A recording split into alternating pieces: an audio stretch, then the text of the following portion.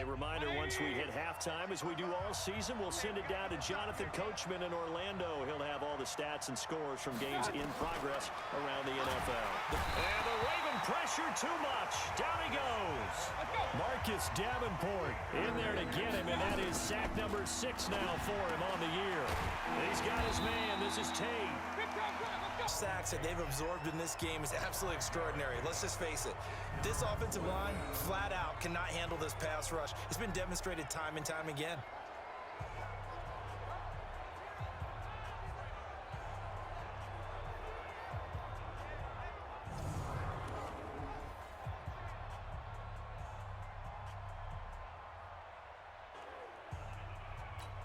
Here's Jamie Gillen now as the drive goes backwards, so he's on to punt it away. He's averaging just under 50 yards a punt as he gets this away.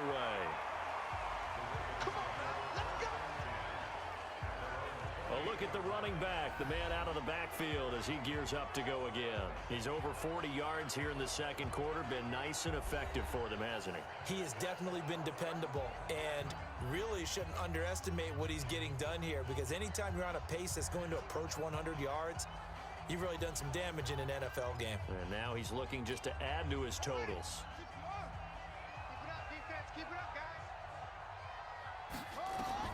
Throwing now, Jackson on first down. Dancing to his left.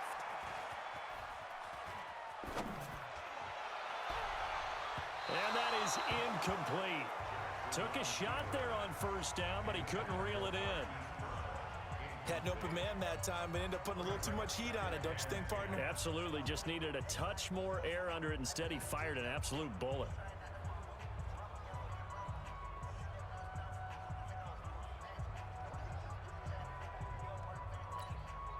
So now they'll come up on 2nd and 10, once again from the 28. To throw is Jackson. Throwing again. Flushed out right. And he's going to keep it here. And give him 6 yards here as he stopped near the 35 at the 34. From the gun on 3rd down, Jackson steps away to his left. He may try and run for this. Now the Ravens going to use one of their timeouts as they stop it with 16 seconds to go in half number 1.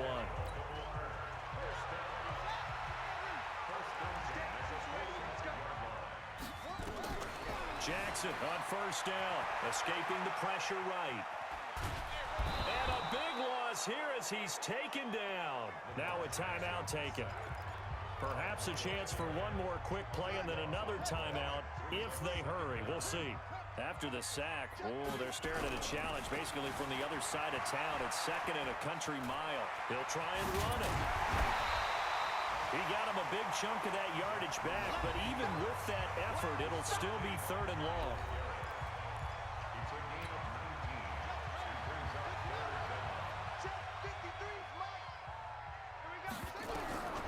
Final play of the half here. It's Jackson forced out to his left.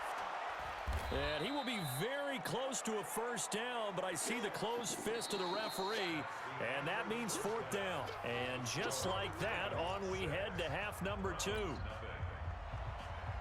The Ravens ready to receive it, and they've got the lead as well as we resume play in the second half. This is fielded a couple yards deep. Now a hit and a loose football. And nothing but green grass here, middle of the field. And he'll score. Touchdown, Browns. A big play there. His first touchdown on the year. As his guys can now take the lead with the extra point.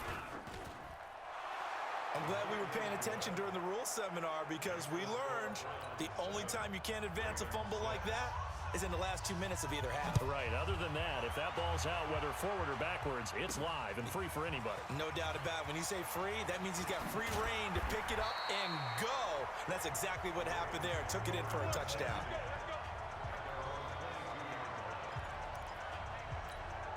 The Ravens offense now, they get ready to head back on the field. They're down here, but very much in this game. What's the tonality of a coach's talk when a game is within striking distance like this at intermission? This is caught at the 20. It's a big play there for Baltimore. 58 yards. So the field flips here as they'll go to work at the 20 now on 1st and 10. Even with that broken tackle, he'll be brought down short of the 15.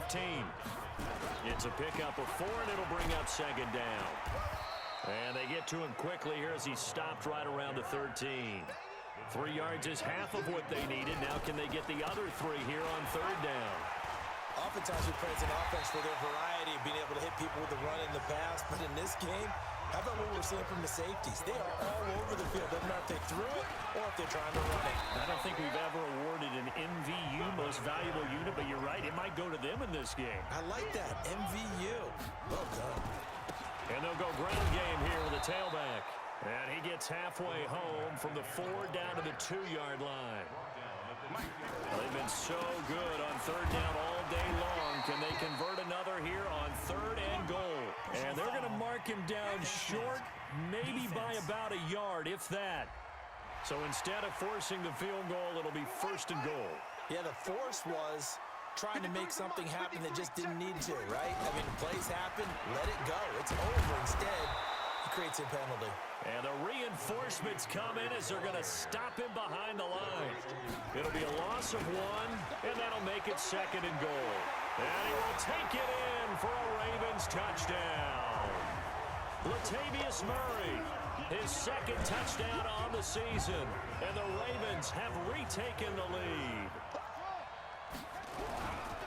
On that sideline, they're saying that was more like it. The 1st down run went backwards, that time into the end zone. And I like their little bit of courage in play calling, too. Because after an unsuccessful run, especially one where you lose yardage, you oftentimes go right to throwing the football. They came right back with a running play, and it paid off handsomely. And the Browns are able to cover this one up. And that's why you have your hands team out there on the field. Those are the best guys ready to make that play. And let's face it, it was executed well. It wasn't a bad kick. It wasn't anything like that. Just that the normal outcome actually came to play. Analytics will tell you it's a very low possibility of getting the ball for the team kicking it in an onside kick situation. You're all about the numbers, aren't you? All about the numbers, baby. It's a new game now. They don't lie. So not quite a 1st down just yet as they come up on 2nd and less than a yard. Mayfield off the play fake. Nowhere to turn here, and he's going to go down. Back at about the 37-yard line. Brandon, I think you understand the type of afternoon this offensive line is having. It is a long one for them. Long for you to spend it with me. Long for them trying to block those guys. They've given up a whole lot of sacks, and the speed and quickness of that defensive line is eating them alive. Meanwhile, on 3rd down, they take a shot at the end zone, but it's incomplete.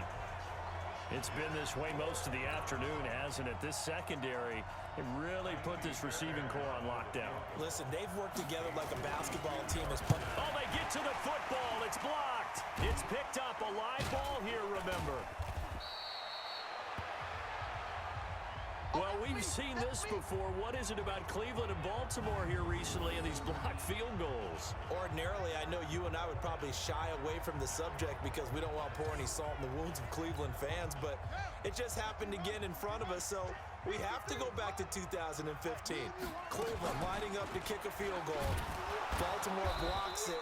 Takes it all the way back. What was it, 64 yards yeah. for a touchdown on the last play of the game. So a little ugly reminder here. Well, they have had success when he keeps the ball running it, but not in that situation. I mean, I think we got an example of why NFL coaches really don't like their quarterback in the running game. Because whether he keeps it or not, he's likely going to take a hit, isn't he? No doubt about it. And defenses, they're looking to put that hit on quarterback. He can run for it, and he will. And past the 35, he'll be dropped a yard or two shy of the 30. A nice job there on the escape and scramble. A 1st down, a 16-yard gain. Not only another 1st down, that also puts him over 100 yards rushing. That's not something you see very often in the NFL. We see it more in college. But I think with more of the melding of the college game with quarterbacks, we'll see this a little bit more often in the future. Now on 2nd and 13, Jackson. He's got a 1st down and much more inside the 20. A nice job there on the escape and scramble. A 1st down, a 16-yard gain. Now, does an excellent job of recognizing the situation. His first read wasn't there. Heck, his second read wasn't there. But he bought himself a little extra time scrambling out of the pocket, got to the sticks, and picked up the first down. Now they'll pitch it out here. And he'll wind up losing yardage here back at the 21-yard line. Call it a full 3 yards in the wrong direction there. Brings up second down. Yeah, that was a safety that came through and made the play. But there's no doubt in my mind, he hits like a linebacker. And we see a lot of that in today's NFL, don't we? And that time we do indeed. A big hit for a loss. And the tackle made at the 13. He is well short of the first. A minimal gain there on the 8th play of the drive. They'll try and throw for it with Jackson. And they're going to try the screen. It's complete. But he will be stopped behind the line as he will not come close to the marker. John Harbaugh not afraid to go for it this time. Doesn't work out. And this Browns defense stands tall.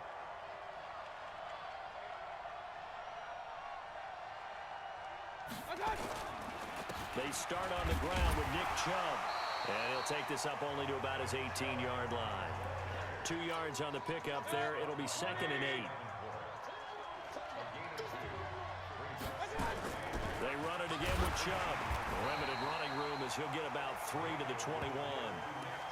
Tough first half for him, unable to put up the numbers he's used to producing. But with a guy like him, you and I both know it just takes a couple of explosive touches for him to make an impact on this game and on the stat sheet as well. And he gets it to his running back, Nick Chubb. 13 yards to pick up there. Good for a Cleveland first. Here we go. Everyone's got to be able to catch the football. Doesn't matter what position you play, but if you're on offense, be aware a ball may come your way. And this will probably be the last play of the quarter.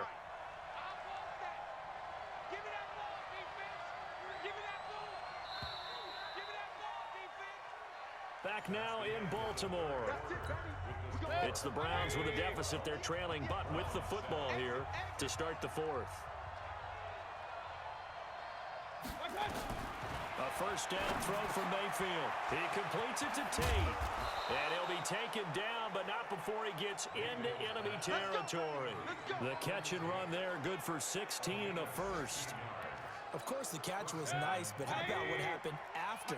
Able to stay on his feet and gain all that additional yardage. So many of these slot guys, I think, have running back in their background. Now here's a pass on first down that's knocked away and incomplete. Jarvis Landry, the intended receiver. That'll bring up second down. So now 2nd and 10 after the incompletion on first down. Going back to Landry. This time he's got him complete. 6 yards is the pickup, and that'll lead to a 3rd down. The Browns on 3rd down. They've had their troubles, just 1 for 6. This is 3rd and 4. Mayfield. And this is going to be incomplete. Okay, I'm not quite sure how to judge that one. Maybe didn't have enough legs underneath him. Mechanics might have been off. Maybe some fatigue. That one came up short. Yeah, 4th quarter. Maybe you do start to watch. Is the arm there, the leg's still there? This has been a tough game. Let's go old school there. That's absolutely a great coffin corner punt. Someone's put some time in working on that, hasn't it? Seems like every year these guys get better and better. It's amazing how they can command that football through the air. Yeah, they used to actually practice with hula hoops where they place them and try and put them there. Now a lot of guys use barrels on the sidelines to try and put the football in. Now he'll let it go deep down the left sideline. And that is incomplete. Showed off the arm strength there, but to no avail. 2nd down. Was trying to extend the life of that play, wasn't he? Got out of the pocket, ended up scrambling off to his left, trying to find anyone open downfield to try and make a big-time play. Thought he had an opening there for a second, but that window closed pretty quickly. Now a deep ball there on 2nd down, but it'll wind up incomplete. Big play coming up. Here's 3rd and 10. I would expect to see some pressure here. And the blitz does come. Out to his left. Now he'll square up and throw deep left sideline. And that will be incomplete. Well, they weren't scared to let it fly, but it falls to the ground and brings up 4th down. There was the pressure you were talking about, force the incompletion. And it doesn't always have to end in a sack, does it? Sometimes you can make a good play by forcing the incompletion with the pressure. And here's a big one now. Trying to hold this lead. They're going to go for it here on 4th down. On 4th down, Jackson, eluding the pressure right. Now on the run, he'll throw it back deep over the middle. And he bats it away, and it falls down incomplete. Jordan Lewis right there on the coverage. Boy, you talk about not playing it safe. Why were they going for it there, Charles? It's got to be a full evaluation of their team. Do they trust their defense in this situation? Maybe they think they've given all they can in this game and they don't have anything left. Do they not trust that the other team's quarterback is just so hot that no matter where they get the ball, they go downfield? Remember when Bill Belichick went for it in that game, right, against Indianapolis on the road? And everybody said, why'd you go for it there? I think he just thought, blitz coming, and down he goes.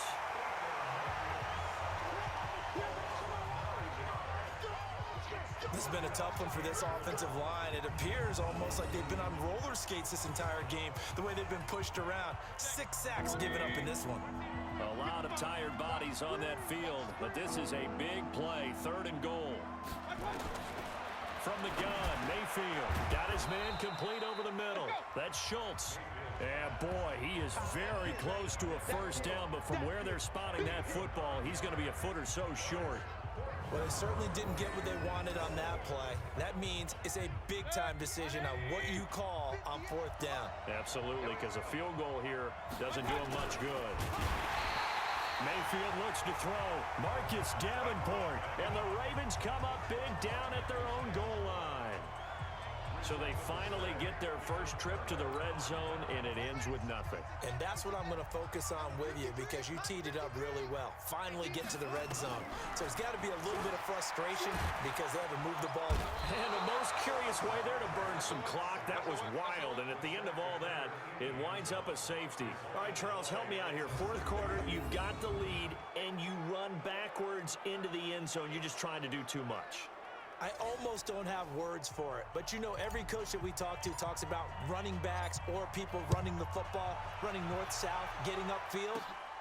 He went way in the opposite direction, and that's going to cost his team. Yeah, it cost him big time. Still leading, but it costs him. And when you're facing a deficit on the scoreboard, you're just looking for something to get you right back into the game, and that's the spark that they were looking for. They got it with that big return. Here's Mayfield. Caught right side, Tate. A good pickup there. 8 yards on the first down completion. An ex-teammate used to tell me all the time, I hate experienced quarterbacks because no matter what, you really can't hide what you're doing. And I think that right there, he knew right away where the blitz was coming from, where his primary guy was going to be, and he ended up going to a secondary target for a nice game. I was just going to ask you, that wasn't the primary target, and he's so good at that, isn't he? I think he knew right away that he wasn't going to get to his primary guy. I think he read that as soon as he got to the line of scrimmage, knew where the pressure was going to come from, and said, I know how to beat that, and that's what he did. That'll bring up 4th. They had the 8-yard gain on first down, but unable to do much from there. This linebacking core, they've done a good job of keeping that running game in check, haven't they? They certainly have, and what they'll also do when this game is over is thank the guys up front, the big defensive line, because they've kept them clean, so to speak. Not letting blockers get to them, allowing them to run to the football and keep that running game bottled up. So here are the Ravens to take over on offense. They're working on a 4-game winning streak, and they lead this one as well right now as they start 1st and 10. And shutting him off, now open field. And he's brought down after a very nice gain. A big-time gain there on the keeper, using his legs to hurt him. First down. And I think this defense knew what was coming as he is smothered behind the line. That's going to go as a loss of 4, and it'll be 2nd down. And he's going to have to protect the football and take his lumps here at this stage of the game as they stop him behind the line. Call that a loss of 5 yards on the play. And they're going to face an uphill battle here on 3rd and long. And it's knocked away and incomplete. Less than 2 to play with just a field goal separating these two sides.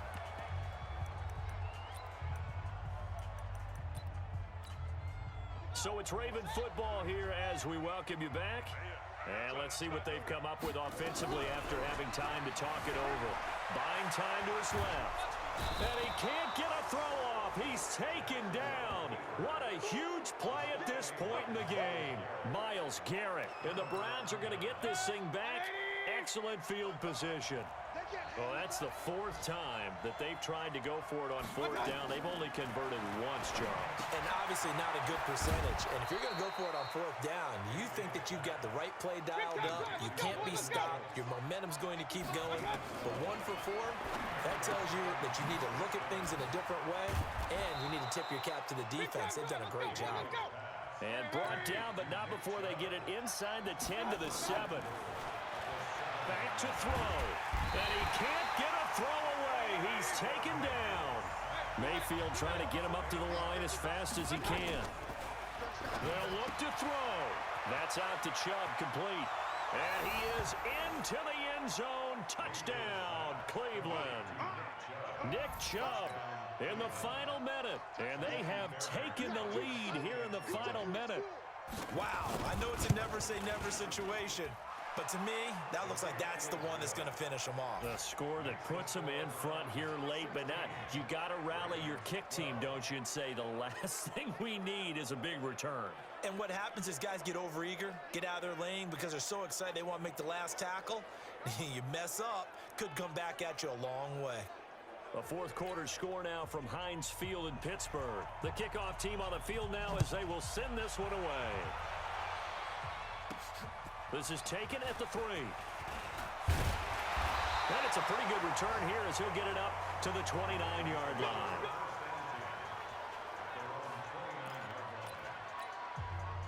The Baltimore offense at the line, set to get going. One possession game. Time very much a factor. How does the offense handle this situation? Well, that's caught at the 25. He takes it across for the touchdown, and they've taken the lead late in the final minute of the 4th. Wow, wow.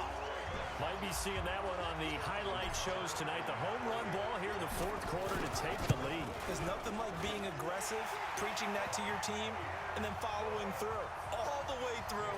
Go ahead and throw one more up there. Why not? Been a great game, and we are not done yet. Tucker now to kick it away following the touchdown.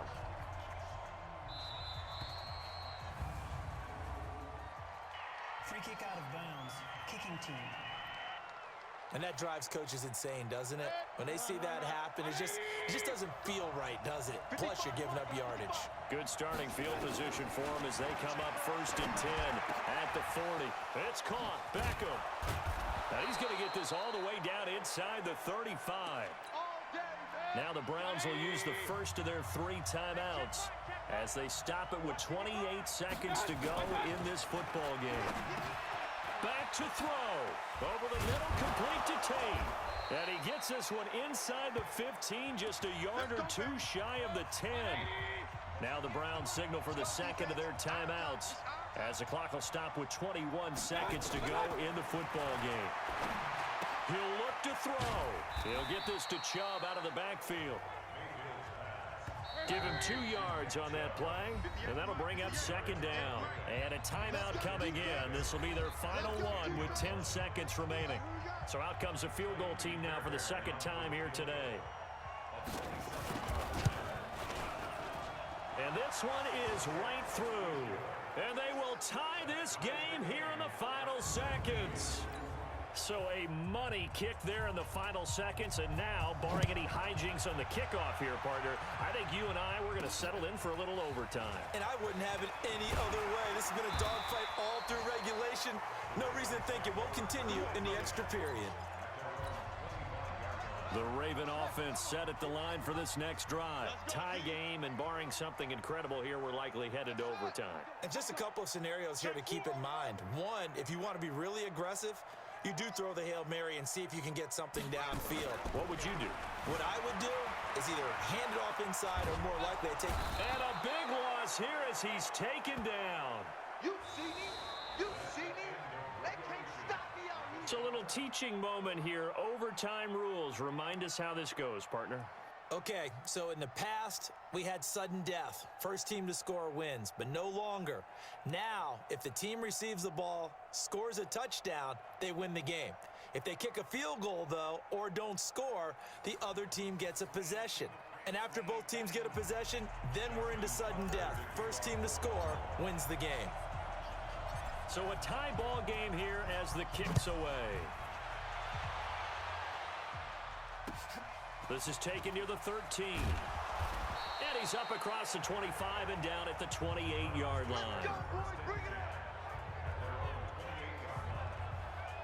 Heading out as the Cleveland offense now as they get set to take over here. Except for their first drive here in overtime. And this is where the crowd can really become a factor. They've had to battle it all day, but I know what you're saying. In overtime, that gets doubled, doesn't it? At least, because now the crowd really wants to be involved and help their team, and that first drive can dictate the whole thing because they know if this team takes it downfield and scores a touchdown, it's game over. And it's been loud in here so far. And he will lose yardage and be backed up to the 24. It'll go as a loss of a yard, and it'll set up third down. Well, that play was over before it even got started. Thanks for nothing, huh? How about that? That sets up a very difficult third down call now. So time to start going in the other direction as they come up now third and long. The first throw in overtime for Mayfield now. Nowhere to escape, and he goes down. Marcus Davenport make that now 8 sacks for him on the season. I remember when I was a kid and all I wanted was a nickel so I could get that soda down at the fountain. And guess what? The nickel came into play well. 5 defensive backs, they covered well, allowed for the sacks. Sodas were a nickel when you were a kid? No, I just needed the extra nickel so I could pay the proper price. Okay, how much were they? A dime? What were they? 15 cents. They'll call that a punt of 59 yards. Tough to do better than that. And the Ravens, they'll take over.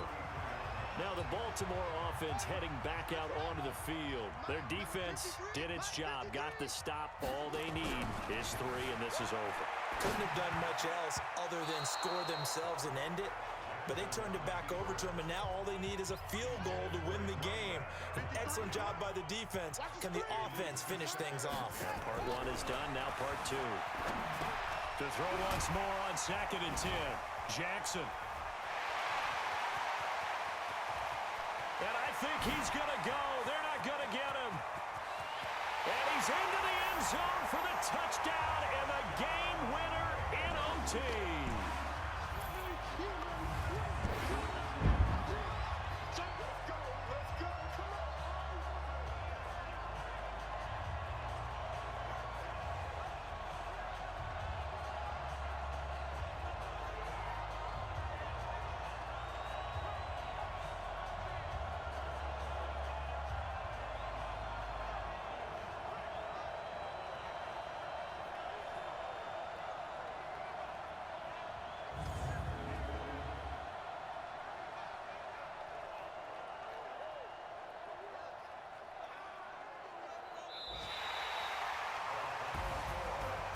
Partner, a great game that we got to see and making it extra special. Not only did I get 4 quarters with you in this one, I got some overtime, a little whipped cream on top. Look at you, trying to make this whole thing palatable. I just want you to pay for my meal later. You really just wanted 4 quarters what you wanted, but how much fun was that? We had that type of a game where we got us to overtime, and then we get the dramatic ending to